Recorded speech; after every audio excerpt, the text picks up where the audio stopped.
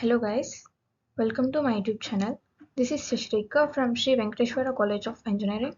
Today we are discussing about data models and its comparison in NoSQL.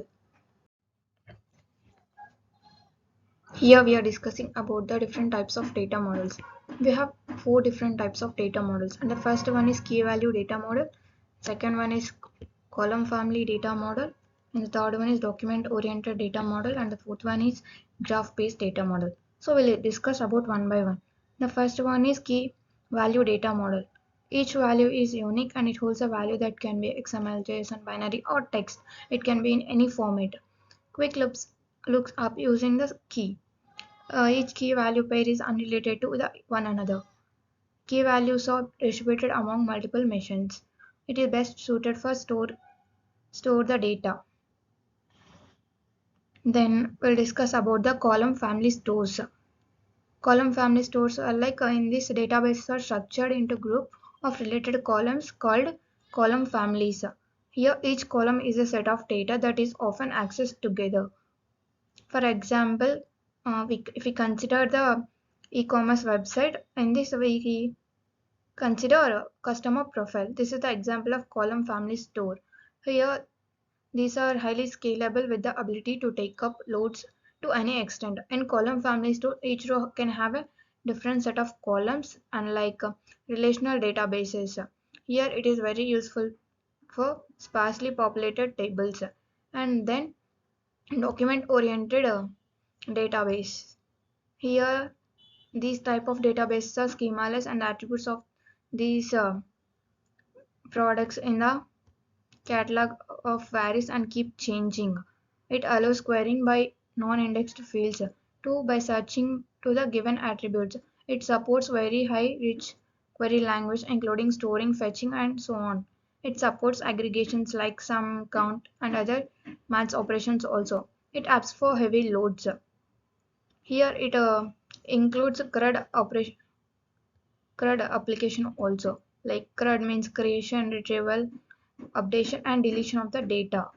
Here we use relational operators, rich type of databases, and it is a nested structure. And the last one is graph-based data model. The graph-based database is it uses simple nodes and edges to store and retrieve highly interrelated data. And these graph travels are much faster compared to SQL joins. And these graph databases are also used for fraud detection when something went wrong. These databases are inappropriate for transactional data like finance accounting. It does not scale out horizontally, it only scales out vertically. It is difficult in performing aggregations like sum and max efficiently. Here we'll discuss what are the features of these data models. And the first one is key value. In this, the main feature of this data model is uniqueness. It has keys and values, so they are more unique compared to the others. And it has quick access to write the data in any content.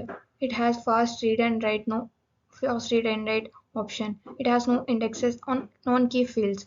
In column family, it doesn't allow the storage based on null values, and it is very useful for the wide rows, and it is best suitable for large data operations and the big amount of data. In the document oriented, and this was like a product and the attributes. Query supports when document oriented database provide rich querying options. It has rich query language. It is a flexible schema. It allows nested data structures also. And in a graph based, it is perfectly for highly interrelated data. And in this, the data is stored in nodes and edges. And the next is when we use these type of data models. And the first one is key value. When we are just dealing with the bytes or strings, we use this key value data model. And your data is highly related. That time also we'll use this type of data model. And next one is column family. And you need more fast column operations including aggregations. And in this one, it needs a compression and versioning.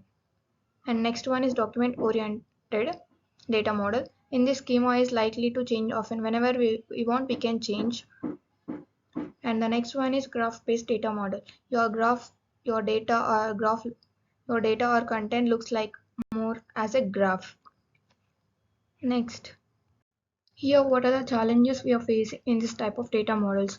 And the first one is key value. In these relationships among the data will be the most challenging task in key value, and it queries by the value also. In column family, it needs access to the patterns to know and design also. In this, key design is very complex to design.